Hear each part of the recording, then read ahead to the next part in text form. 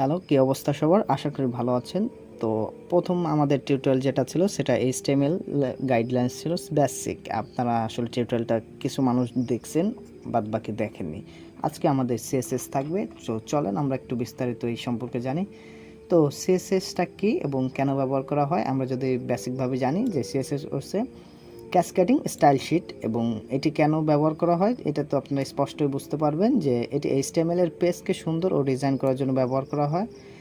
আর এটা হচ্ছে শুধু কন্টেন্ট দেখা যায় এবং CSS হচ্ছে সৌন্দর্য, মানে আপনার লেআউটটা হচ্ছে লেআউট, মানে HTML একটা বিল্ডিং করতে সাহায্য করে, যে আপনি ইট বালি দিয়ে একটা বিল্ডিং লেবেল করলেন, তারপরে ওটাকে সিমেন্ট বালি দিয়ে আবার ঘষা মাজা করে রং টং করে স্টাইল করলেন, তারপরে আপনি সুইচ ইত্যাদি লাগালে ওটা CSS ওটা পরবর্তী ধাপে থাকবে। এবং এটির তিনটি পদ্ধতিতে করা হয়: ইনলাইন, ইন্টারনাল এবং এক্সটার্নাল। আর আমাদের দ্বিতীয়তে যদি আমরা দেখি যে এখানে আমাদের কাজ করে একটা প্রপার্টি এবং ভ্যালু, এইটার উপরে আমাদের এই এক্সটেকচারটা কাজ করে। এবং এটার যদি আমরা দেখি যে কি কি থাকতে পারে, কালার, ফন্ট, ব্যাকগ্রাউন্ড, বিশেষ করে এইগুলাই আমরা বেশিরভাগ ব্যবহার করব। এখানে কালার দেওয়া আছে এবং এবং এখানে আমরা যদি দেখি কালারের ভিতরে কোড ব্যবহার করা যায় এবং RGB ব্যবহার করা যায়, HL ব্যবহার করা যায় এবং গুগল ফন্ট ব্যবহার করে ওইগুলা ব্যাকগ্রাউন্ড ফন্ট এবং গুগল থেকে ইমেজ ব্যাকগ্রাউন্ড ইমেজ ব্যবহার করা যায়, যেটা URL ইমেজ জেপিজি যেটা ব্যবহার করবেন। এখানে আমাদের একটা ফর্মুলা দেওয়া আছে: মার্জিন, বর্ডার, প্যাডিং। এই কয়টা আপনার যে বেসিক, এটা আপনার জানতেই হবে। এবং কালারের ভিতরে আছে টেক্সট অ্যালাইন, ফন্ট সাইজ এবং font wait and font headline. এগুলো আপনি বিস্তারিত যদি জানতে চান তাহলে আপনি এখানে আসবেন, এসে সরাসরি W3 স্কুল থেকে আপনি চলে যাবেন CSS যে ফর্মুলা, সেখানে চলে যাবেন। এই যে CSS, এখান থেকে আপনি সব কিছু জানতে পারবেন। আর আমাদের আজকের টিউটোরিয়াল যেহেতু শর্টলি এবং বেসিক, আমরা চলে যাব আমাদের পরবর্তীতে আর একটা রাখতে হবে টিউটোরিয়াল। তো আমরা ফাইলে এসে আমরা প্রথমে এটাকে যেটা করতে পারি সেটা হচ্ছে নোটপ্যাডে ওপেন করে দেন এটাকে আবার আমরা মোজিলা ফায়ারফক্সে, যেখানে ব্রাউজার দেখব যে কী কী কাজ আমরা করব। তো এটা আমাদের বেসিক। এখন আমরা HTML করে রাখছিলাম প্রথম টিউটোরিয়ালে। এখন আমরা যেটা করব সেটা হচ্ছে, দেখেন আমাদের ইনলাইন এবং ইন্টারনাল এক্সটার্নাল যে কোডিংটা আছে সেটার একটু যদি বেসিক দেখাইতে চাই, H1 এর ভিতরে একটু স্পেস করে আমরা যদি STYL স্টাইল দিয়ে আমরা যদি এটাকে কোড করতে চাই যে একটা প্রপার্টি একটা ভ্যালু থাকে, তাহলে আমরা কিভাবে প্রপার্টি ভ্যালু দেবো?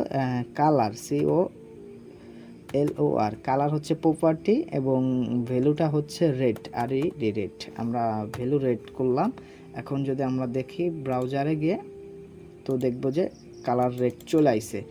আমি এখন যদি ইন্টারনালটা দেখাই, সেটা হচ্ছে যে ইন্টারনাল, আমরা এটা কেটে দেব। ইন্টারনাল সবসময় এই হেডিং বা আপনার টাইটেলের নিচে রাখতে পারেন। একটু যদি দেখা STY স্টাইল কন্ট্রোল দিলে আমাদের সরাসরি ব্রাউজারটা পেয়ে যাব। এখান থেকে আমাদের কষ্ট করার দরকার নেই। প্রথম টাইপটা থাকবে টেক্সট CSS। এখন আমরা যদি এখানে H2 লিখতে চাই, H2কে আমরা যদি কালি ব্র্যাকেট বা সেকেন্ড ব্র্যাকেট যেটা বলেন, এখানে যদি COLO আর কালার দেন, কালারের প্রপার্টি দেওয়ার পর আপনি ভ্যালু দেবেন নেভি,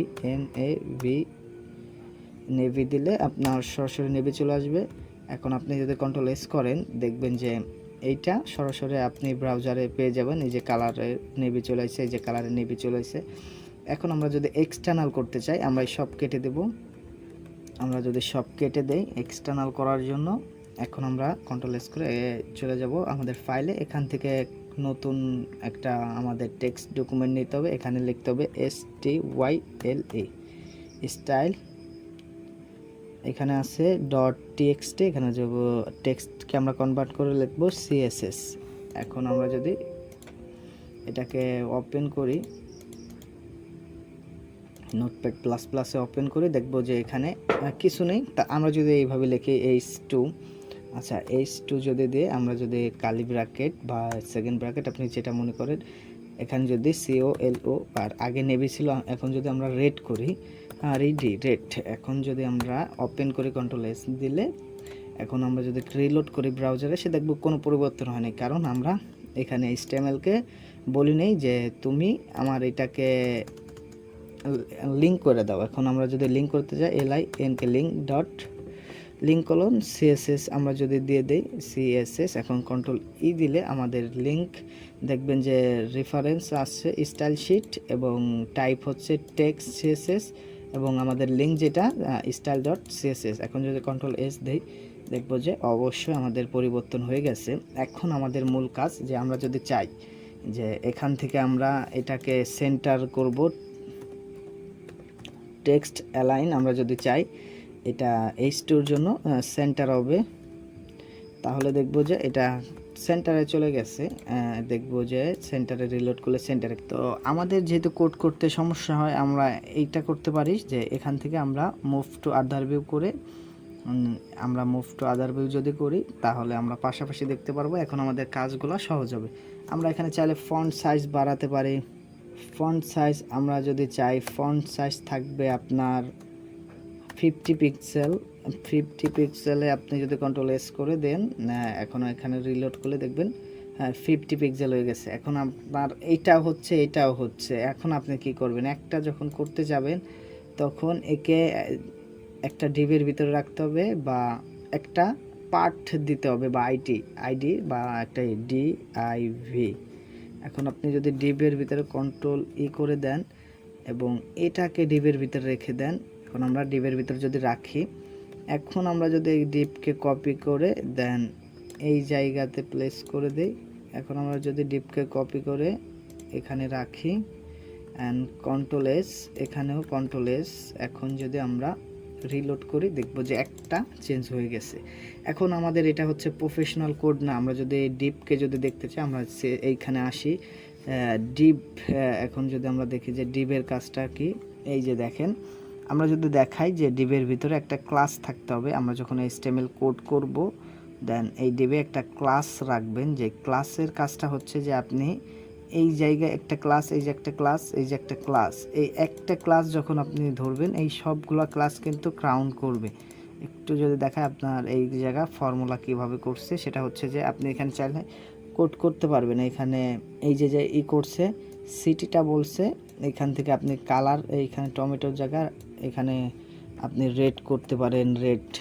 এখন যদি আপনি রান করেন দেখবেন যে রেড হয়ে গেছে, কারণ আপনি এইখানে এই যে HTML যে কোডটা করছেন HTML কোডটা এখানে পরিবর্তন করতে হবে। কি আমরা যদি ডিভের ভিতরে ক্লাস যদি এখানে সিটের জায়গা এখানে পি দিয়ে দেই, মানে একটা দেখবেন পরিবর্তন হয়ে গেছে, কারণ এখানে আমরা কোড করা মানে এখানে সম্পূর্ণ স্টাইলটা বদলে গেছে।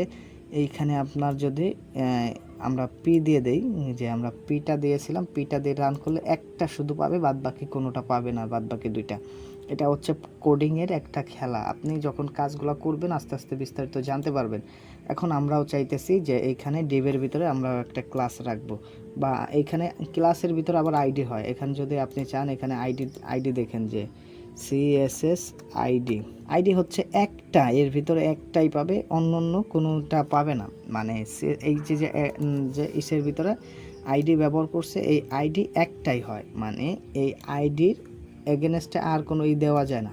এইখানে আমরা যেমন কয়টা 3টা ব্যবহার করতে পারছি, এখানে কিন্তু আইডি একটা ব্যবহার করা যাবে। আমরা যদি আইডিটা একটু দেখাই, যেহেতু আমাদের একটা করা লাগবে, আমরা আইডিটা যতক্ষণ ব্যবহার করব। এখন আমরা যদি এটাকে কপি করে আমরা যদি এখানে রাখি, এখন আইডির সময় হ্যাশ ব্যবহার করতে আপনাদের যদি দেখাই যে আইডির সব সময় আপনারা কি করবেন, সেটা হচ্ছে স্টাইলের পরে যে হ্যাশ ব্যবহার করবেন। কারণ হ্যাশ না ব্যবহার করলে দেখবেন যে আমি এটা সাধারণ ব্যবহার করলাম, কন্ট্রোল S করলাম, এখানে গেলে যখন রিলোড করলাম দেখলাম যে সব যা তাই, কারণ আমাদের কোড কাজ করতেছে না। ততক্ষণ কাজ করবে না যতক্ষণ না আমরা এখানে একটা হ্যাশ ব্যবহার করব। এখন যদি আমরা কন্ট্রোল S করে এখন আমরা যদি রিলোড করি দেখব যে আমাদের স্টাইল ফিরে পেয়েছে। আমরা যদি এখানে চাই যে ক্লাস নিব, ক্লাস মানে শ্রেণী, অনেক লোক থাকতে পারেন একটা শ্রেণীতে, আর ওই শ্রেণীর ভিতরে আইডি মাত্র একজনের একটা আইডি থাকে। এখন আমরা যদি CL এই যে ক্লাসটা নেই, দেন ক্লাসের ভিতরে আমরা কি করতে পারি, সেটা হচ্ছে যে ড্রোস অ্যান্ড নোটস, এর ভিতরে আমরা যদি লিখি HPটা দেই, দেখি HP কন্ট্রোল C দিয়ে আমরা যদি এইচপি দিয়ে দেই দেখব যে ডট, আমাদের ইসের সময় ডট ব্যবহার করতে হয়। একটু যদি আমি শিওর করে নিই যে এখানে আমাদের সব সময় ডট ব্যবহার করা হয়েছে, এই যে একটু দেখেন পির পর ডট ব্যবহার করা হয়েছে। আমরা যদি ডটটা ব্যবহার করি, কন্ট্রোল এস করি, দেন এইখানে কন্ট্রোল এস করি, তারপরে যদি আমরা এখান থেকে রিলোড করি, যা তাই আছে, পরিবর্তন হয়নি, কারণ আমাদের সঠিক কোড যতক্ষণ না ব্যবহার করব ততক্ষণ সঠিক হবে না। আমরা যদি চাই এটাকে আন্ডারলাইন দিতে পারি, টেক্সট ডেকোরেশন আন্ডারলাইন, আমরা যদি টেক্সট ডেকোরেশন আন্ডারলাইন ব্যবহার করি, আন্ডারলাইন ব্যবহার করলে দেখবেন যে আমাদের ওইটা আন্ডারলাইন হয়ে গেছে, নিচে একটা দাগ হয়ে গেছে আন্ডারলাইন। এখন আমরা যদি চাই এটা লিঙ্ক করতে, লিঙ্ক করার জন্য আসলে আপনার তো জানেনই যে লিঙ্ক হয় এ এ দ্বারা।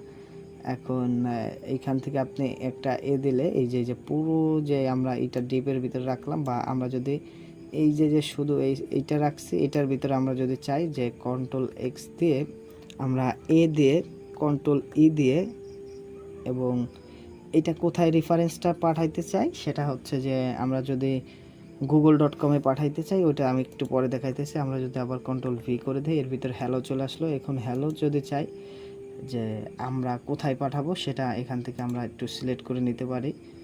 এখানে এসে নতুনে আমরা যদি ইউটিউবে আমরা নিব, আমরা যদি চাই এখান থেকে www.youtube.com, এইটার ভিতরে আমরা যদি রেফারেন্সটা রাখি এবং কন্ট্রোল এস করে দেই, এখানে যদি কন্ট্রোল এসে আসে, এখন আমরা যদি এইখানে আমরা রিলোড করে দেন দেখতে পারবো যে এখানে লিঙ্ক হয়ে গেছে। ক্লিক করলে আমরা ইউটিউবে চলে যেতে পারবো।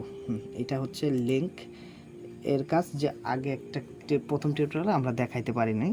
এখন আপনার আরও স্টাইল বাকি আছে, যেহেতু বড় প্রসেসে আমরা করব না, আমাদের শর্ট টাইমে চাইতেছে এটা শেষ করার জন্য কি কি করতে পারি দেখি একটু। আমি একটু এইখান থেকে সিএসএসগুলো দেখি যে হোমটা কি। হোমটা আমরা অলরেডি জানি যে ব্যাকগ্রাউন্ড কালার, এই ব্যাকগ্রাউন্ড কালার সম্পর্কে আপনারা একটু জানেন যে বডিতে সরাসরি এই ব্যাকগ্রাউন্ডটা কালার হয়, এবং সরাসরি বডিতে আমরা ব্যাকগ্রাউন্ড ইমেজ আনতে পারি। নিচে আনি, যদি এখানে আসি, যে এখান থেকে যদি আমরা বডিটা লিখি, এখন এটাকে আমরা যদি বডির ভিতরে রাখি,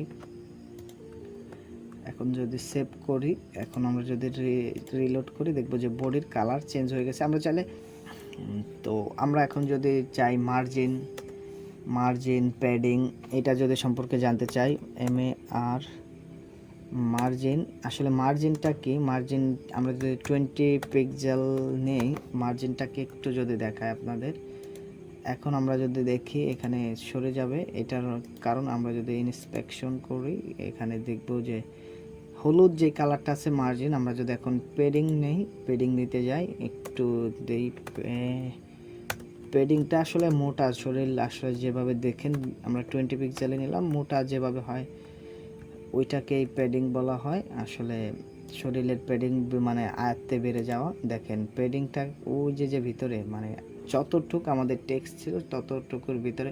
এখানে যদি বলি যে মার্জিন 0, এখন যদি বলি প্যাডিং 0, মার্জিন প্যাডিং কোথাও থাকবে না, সম্পূর্ণ মিলে যাবে, এই জায়গা যত ফাঁকা আছে সব মিলে যাবে। এখন যদি আমরা রিলোড করি, সব জায়গা দখল হয়ে গেছে, দেখেন কোনো মার্জিন প্যাডিং নাই। আর এই টেক্সট আমরা যেহেতু সেন্টারে রাখছি, এই জন্য আমাদের মূল কনসেপ্টটা হচ্ছে যে আমাদের প্রতিটা আমরা যদি এইটা দেখি, ওটা পুরো জায়গা দখল করছে, এইটাও কিন্তু পুরো জায়গা দখল করছে, H2 পুরো জায়গা দখল করছে। আমরা যদি আন্ডারলাইন একটা টেক্সট দেখি, এখানে আন্ডারলাইন, আচ্ছা এই যে আমাদের আন্ডারলাইন টেক্সটটা আছে, এটা যদি দেখি যে এই জায়গাটা, যে একটু নিচে আসি, তা এই যে আন্ডারলাইন, এটা কিন্তু পুরো জায়গা দখল করে নাই, কারণ এটার পাওয়ার হচ্ছে যে যতটুক টেক্সট থাকবে ততটুকুর ভিতরে। এটাকে আমরা যদি বলি যে তুমি মিডিলে যাও, তখন কিন্তু যাবে না। আমরা যদি ইউটেককে বলি, এখানে আসেন যে এই যে আমাদের ইউটেকটা কই, এই যে ইউটেককে যদি আমরা বলি যে তুমি ইউকে যদি বলি তুমি টেক্সট অ্যালাইন সেন্টার হও, তখন কিন্তু এ সেন্টার হবে না। একটু যদি দেখাই, টেক্সট অ্যালাইন CEN সেন্টার, আমরা যদি টেক্সট অ্যালাইন সেন্টার দিই, এ কিন্তু সেন্টারে যাবে না।